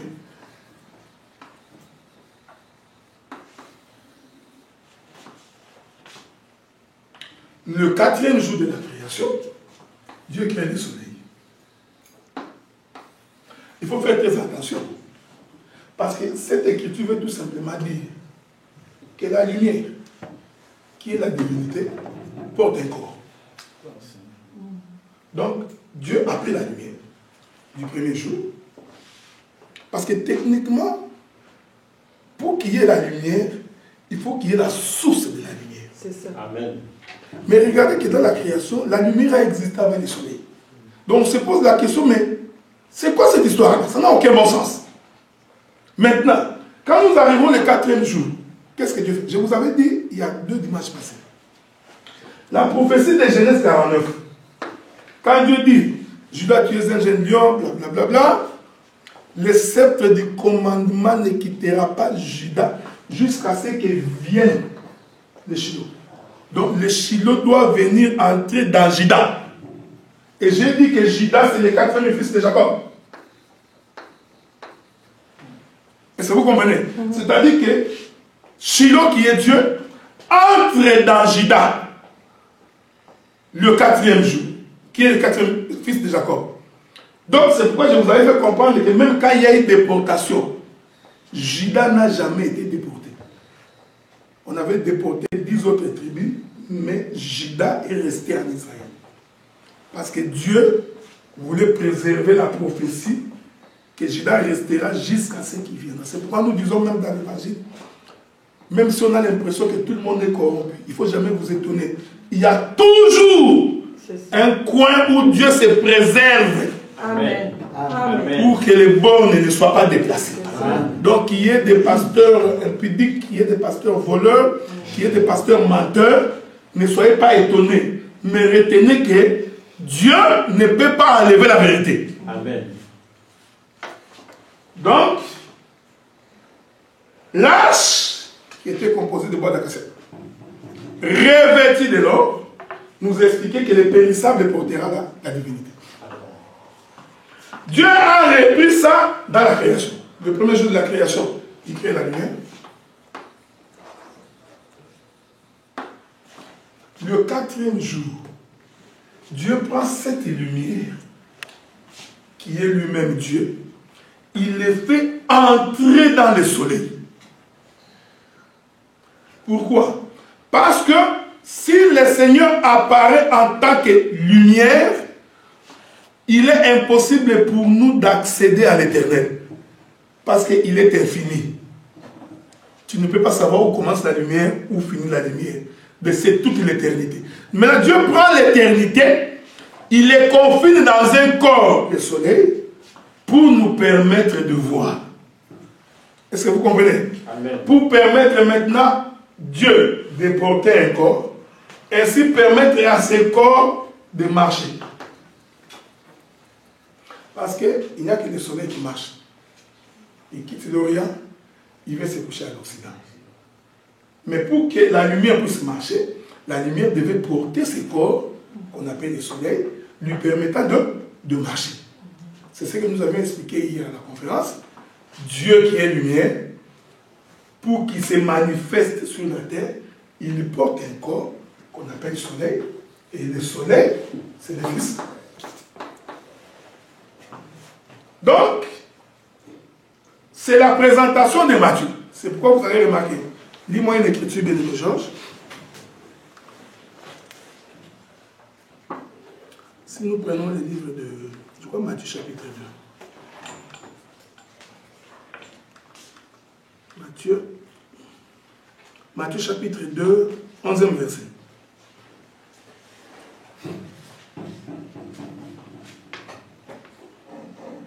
Matthieu, chapitre 2, verset 11. Ils entrèrent dans la maison et virent le petit enfant avec Marie, sa mère, se prosternèrent et l'adorèrent. Ils ouvrirent ensuite leur trésor et lui offrirent en présent de l'or, de l'encens et de la myrrhe. Ce n'est pas l'encens et la myrrhe qui m'intéressent, parce que lorsque nous toucherons les veaux, nous parlerons de l'encens et de la myrrhe. Mais le jour où le Seigneur est né, la Bible dit qu'on prit l'enfant, on l'a mis dans une mangeoire. Mangeoire, c'est l'endroit où les animaux viennent manger. Et je t'informe que le mangeoire est fait en bois. Ils l'ont mis là-bas. Maintenant, les mages qui se sont déplacés pour venir vers le Seigneur, ils venaient pour l'adorer. Mais remarquez que dans les présents qu'ils ont fait à Jésus, il y a ce qu'on appelle l'or. C'était pour attester de sa divinité. Attester qu'il est le roi. Amen. Attester qu'il est Dieu. Amen. Donc, quand le fleuve se subdivise en 4 bras, et que le premier bras, c'est Pichon, qui est le pays de l'or, cela correspond à la présentation de Matthieu, qui présente le Seigneur comme étant le roi. Et j'ai expliqué que le roi, c'est le soleil. Mais le soleil, en réalité, c'est quoi? C'est la lumière dans un corps. C'est Dieu dans un corps. Est-ce que vous me suivez? Vous avez l'air fatigué. On est tous fatigués, ne vous en faites pas. Donc, c'est Dieu dans un corps. Maintenant, regardez. Les enfants d'Israël sortent de l'Égypte. Je présente toujours Matthieu.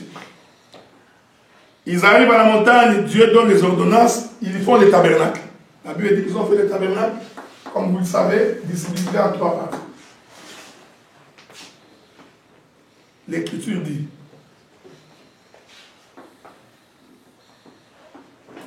le 40e jour, ils ont présenté, juste dans Exode chapitre 40. Le 40e jour, les tabernacles, ils l'ont présenté, il était fini. Lorsque Dieu vit que le tabernacle a été construit selon son modèle. Est-ce que vous me suivez? Amen. Je t'informe que le tabernacle est constitué de matière terrestre. Parce que le modèle était céleste. Mais pour faire le tabernacle, on a pris les éléments terrestres. Donc, le tabernacle est une constitution des éléments terrestres. L'Écriture dit dans Exode chapitre 40, vers les derniers versets, lorsque Dieu vit que le modèle a été respecté. Parce que Moïse a dressé le tabernacle le 40e jour. Qui est le mystère autour du chiffre 4. La Bible dit, alors la colonne de nuée va quitter le ciel, va venir entrer dans le tabernacle. Je suis dans la création. Amen. En réalité, nous sommes le 4e jour. Dieu prit la lumière, il les confine dans le tabernacle. Ainsi, le tabernacle devient le soleil qui marche. Est-ce que vous me suivez? Amen. Donc, ici, c'est comme ça que nous expliquons aussi que l'éternel Dieu n'est pas un Dieu révélé. C'est un Dieu mystère qui se cache. Donc, pour que tu prêches Dieu, il faut que Dieu t'amène dans sa cachette. Parce que Dieu, toute sa vie, il ne fait que se cacher. C'est du genre, quand il met sa face, que tu veux le regarder, il se retire pour que tu ailles le trouver. Il a commencé ça depuis la création. Vous voyez-vous? Il crée Adam, composé de la poussière de la terre,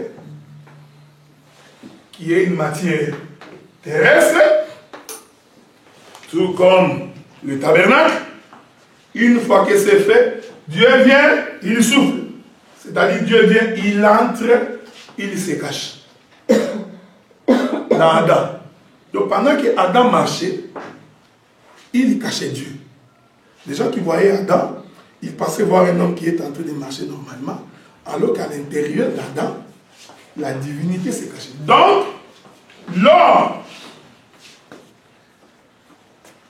je trouverai une parabole où l'Écriture dit, le royaume des cieux est semblable à quelqu'un qui a trouvé un trésor en or, mais qui va trouver un endroit pour aller le cacher. Il ouvre la terre et il cache ça. On en parlera plus tard. Donc vous comprenez que, en réalité, ces mouvements de la nuée qui rentrent dans les tabernacles nous renseignent aussi que Dieu va quitter le ciel pour venir se cacher. Est-ce que vous me suivez? Donc, cela explique que quand le Seigneur est venu sur la terre, en réalité, c'était le roi qui était venu.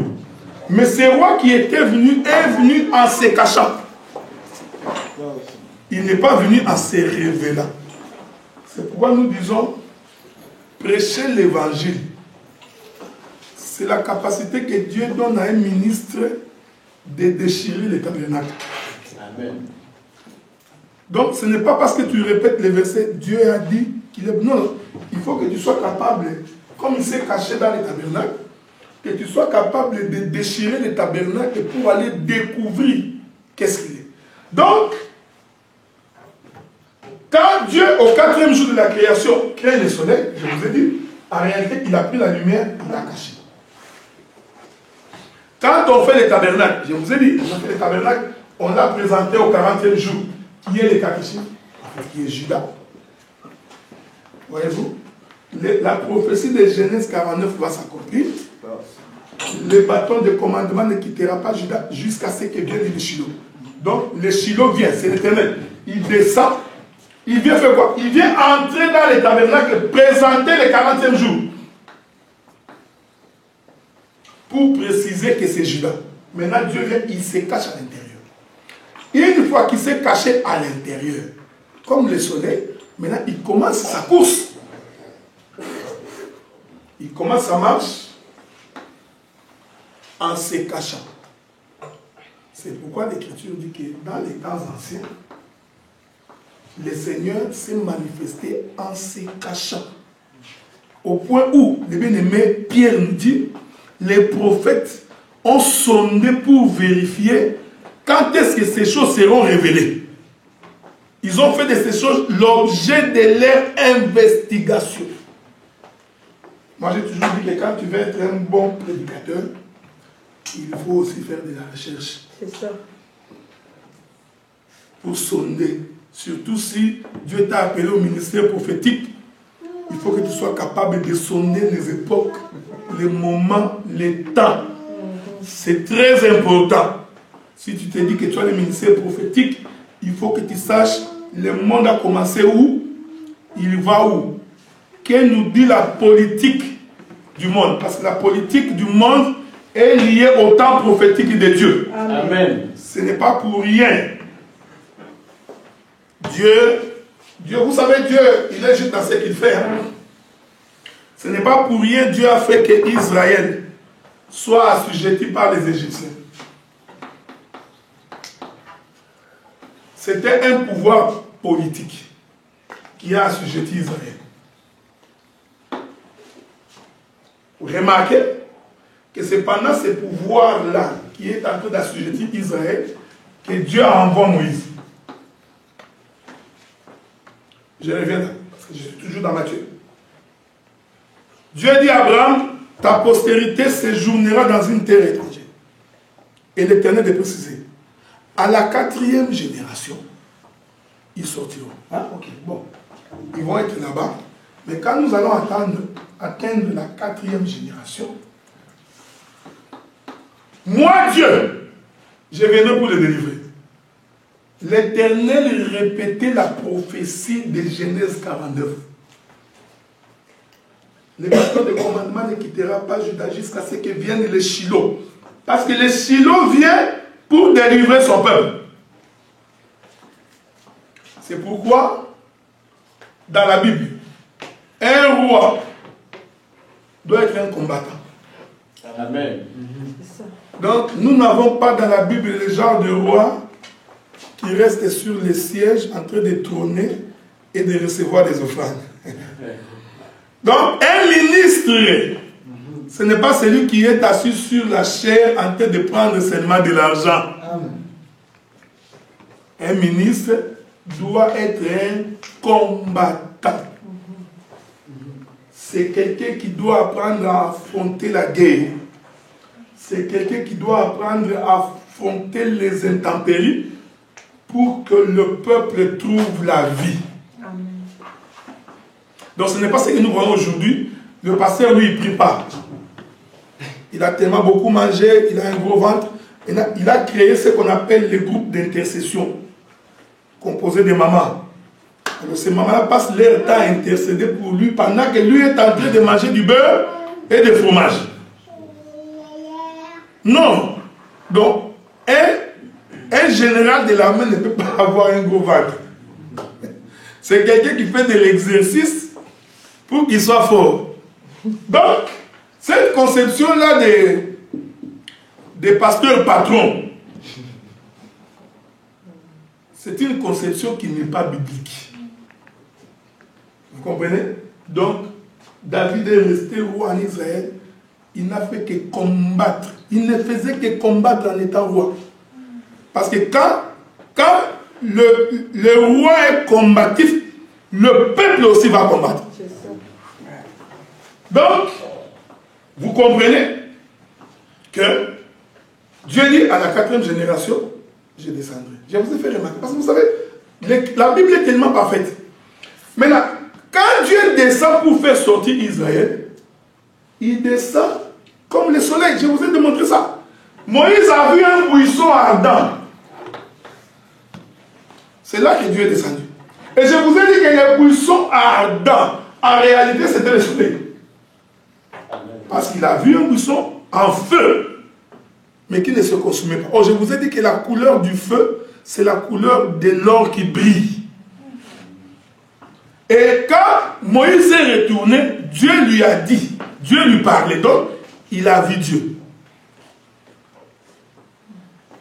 Dieu venait de lui dire que je suis descendu à la 4e génération. Il disait que je suis Shiloh, qui vient de descendre pour que le peuple qui est en esclavagisme puisse y sortir. Remarquez, frère, et si vous comprenez que quand Moïse va pour délivrer Israël, il faut faire très attention. Moïse n'y va pas comme étant un lévite. Quand il va pour délivrer Israël, il va comme Judas. Vous voyez ça? Amen. Parce que l'Écriture nous dit que Moïse était roi en Israël. Oui. L'Écriture dit que Moïse était roi en Israël. Donc, le départ de Moïse, quand il va comme étant Judas. C'est lui qui combat. Pour que celui qui a l'esclavagisme puisse sortir. Ainsi, vous voyez, à la 4e génération, Israël sort. C'est pourquoi nous disons que quand l'Éternel te visite, quand Dieu te visite, la première chose que Dieu fait, il doit d'abord te faire sortir de l'Égypte. Amen. La première visite de Dieu chez un homme, c'est d'abord il faut que l'homme puisse sortir de l'Égypte. Si l'homme ne sort pas de l'Égypte, tu n'as pas encore été visité. Mais pendant qu'il était en Égypte, face à Pharaon, Moïse était le roi, c'était Judas. En même temps qu'il est Judas là-bas, dans la maison d'Israël, il était sacrificateur. Amen. Avez-vous remarqué ça? Il combattait Pharaon pour qu'Israël puisse sortir, mais la maison d'Israël était en train de sacrifier l'agneau. Donc il y a eu ici deux services, la royauté et la sacrificature. Ah, ainsi nous comprenons. Dans la vie de tout homme, pour que l'homme sorte du péché, il faut que ces deux éléments soient combinés. C'est-à-dire que Dieu combat pour toi, mais en même temps, les sacrifices doivent se faire pour que tu quittes le péché. Parce que si Christ n'était pas mort et ressuscité, tu ne peux pas sortir du péché. Or, c'est la sacrificature qui ôte les péchés et c'est le roi qui libère. Je vais finir dans 2 minutes. L'Écriture dit quand Israël sort de l'Égypte. C'est là que j'ai fini.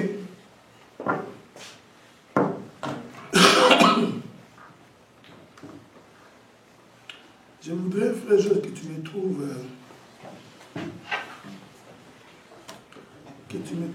Attends. Une écriture. Parce qu'il faut savoir qu'Israël est sorti en Égypte au 4e mois. Il y a une écriture dans l'Exode que je suis en train de chercher. Souffrez que je trouve cette écriture-là.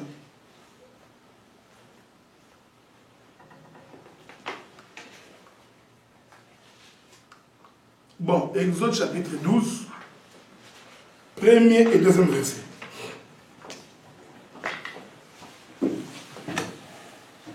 Exode, chapitre 12, premier et deuxième verset. L'Éternel dit à Moïse et à Aaron dans le pays d'Égypte, ce mois-ci sera pour vous le premier de mois. Il sera pour vous le premier de mois de l'année. Arrête-toi là, frère. La Bible dit qu'Israël est sorti en Égypte au mois de Nissan. Amen. Qui est en réalité le 4e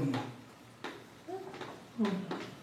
Bon, je n'ai pas le temps pour moi, je vais revenir plus tard pour expliquer que Lazare est sorti du tombeau au mois de Nissan. Okay? Bon, ça je pourrais revenir plus tard si Dieu nous prête. Parce que Lazare est ressuscité au mois de Nissan. Okay? Bon. C'est pourquoi je dis que quand, vous savez, moi mon ministère c'est le doctorat, mais j'ai fait un peu des ministères prophétiques. Parce que je vous avais dit que le ministère ce n'est pas une subdivision carrée. C'est-à-dire que si tu es prophète, que tu ne peux pas faire l'évangélisation, que tu ne peux pas faire le pastorat. Non. C'est comme, vous savez, non, vous savez, moi, la Bible dit que pour commencer une église, il faut un apôtre. Donc comment toi tu es docteur, tu as commencé l'église? C'est parce que les gens ne comprennent pas les choses de Dieu. D'abord, ce n'est ni apôtre, ni docteur, ni prophète, ni pasteur, ni évangéliste qui commence l'église. Amen. Celui qui commence l'église, c'est le ministère. Amen. Or, le ministère, c'est Christ. Amen. C'est Christ là comme ministère. Il est apôtre, il est docteur, il est prophète, il est pasteur, il est évangéliste. En réalité, tout ministre doit avoir, même s'il a sa chambre principale, devrait avoir toutes les portions des autres ministères.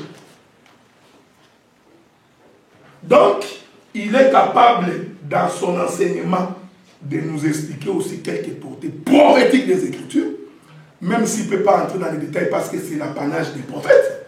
Mais il doit. Pourquoi? Parce que c'est le même qui donne tout ça. Donc, ce n'est pas de l'école. Tu vois, chapitre 2. Fin, point barre. Maintenant, nous commençons le chapitre 3. Donc, c'est comme qui dirait, le doctorat est fini là. Et le pasteur commence ici. Non. Tu peux être docteur et tu diriges une assemblée. Tu peux être prophète et tu diriges une assemblée. Mais Dieu est juste dans ce qu'il fait. Si ce n'est pas ton ministère principal, pendant que toi tu enseignes, Dieu suscitera des autres ministres au milieu de nous qui vont confirmer ce qu'ils sont pour aussi prendre leur place. Donc, vous savez la difficulté que nous avons aujourd'hui. Étonnamment, tous les prophètes produisent des prophètes. N'avez-vous pas remarqué? Oui. Si moi je suis prophète, tous les hommes à qui j'impose les mains que je reconnais ministère sont aussi des prophètes. Moi je me demande ça c'est quoi ça? Donc comme moi je suis docteur, donc tous les gens que je vais reconnaître les ministères doivent aussi être des docteurs. Non! Ça c'est réfléchir en théologie moderne. Donc tu peux être prophète pendant que tu enseignes, mais dans l'assemblée, le pasteur sort. Parce que c'est Dieu qui appelle au ministère. Amen. Pendant que toi, c'est pourquoi vous voyez la difficulté que nous avons aujourd'hui. Moi, je suis docteur, j'enseigne. Maintenant, toi, tu es appelé au pastorat. Mais quand tu veux monter pour enseigner, tu voudrais enseigner comme moi. Maintenant, tu as des difficultés. Et tout le monde dit, oh, mais nous ne voulons pas être écoutés, nous voulons des styles de docteur Adila. Non! Moi, je suis le docteur. Donc, quand Dieu t'appelle au ministère, viens avec ton ministère. Amen. Et ça, c'est toute la différence. Donc, je disais que Lazare est ressuscité au mois de Nissan. Parce que le mois de Nissan, c'est le mois de la récolte. Amen. Hein? Vous savez, cet évangile, on peut faire de la climatologie, de l'agriculture. Nous avons un évangile qui est différent de tous les évangiles. Nous pouvons faire de l'agriculture dans l'évangile. Parce que je t'informe qu'on récolte au mois de Nissan. C'est le mois où on vient ramasser ce qu'on avait semé. J'ai compris. Donc nous sémons. Et au mois de Nissan, on vient récolter. J'adore ça. Donc nous comprenons qu'Israël qui sort de l'Égypte, c'était une semence qui sortait, qu'on venait récolter. Or, avant de récolter la semence, il faut faire quoi? Non, il faut arroser. Tu as semé et il faut arroser. Ah, donc les gens qui sont allés enterrer Lazare, ils l'ont semé. C'était un grain qu'ils ont semé. Maintenant, ils ont informé Jésus. Jésus, nous avions déjà semé la semence. Il faut que tu viennes pour le cueillir. Jésus, non, non. Nous devons attendre le temps de la moisson. Amen. Jésus a attendu, il est allé à gauche et à droite. Quand il est arrivé devant le tombeau, il pleura. Il va arroser la semence. Alléluia. Il y a des gens qui disent, oh non, Jésus a pleuré parce qu'il aimait beaucoup Lazare. Non. Non. Tu vois, il a dit, il aimait beaucoup Lazare. Non, non, non, non, non. Jésus qui pleurait, c'était Ésaïe chapitre 55. Donc, les larmes de Jésus, c'était la pluie pour arroser la semence. Une fois que les larmes de Jésus ont touché Lazare comme semence, Lazare a germé. Amen. Jésus a regardé, c'est le temps de la récolte, je vais te prendre toi. Amen. Parce qu'il faut que tu sortes. Je t'informe aussi que l'enlèvement aura lieu au mois de Nissan. Amen. Voilà, là tu vas aller dire, bon, parce que c'est le 4e mois, non, le mois de Nissan. Alors tu vas dire, bien aimé, dès que nous arrivons le mois de mars, il faut nous préparer. Hein?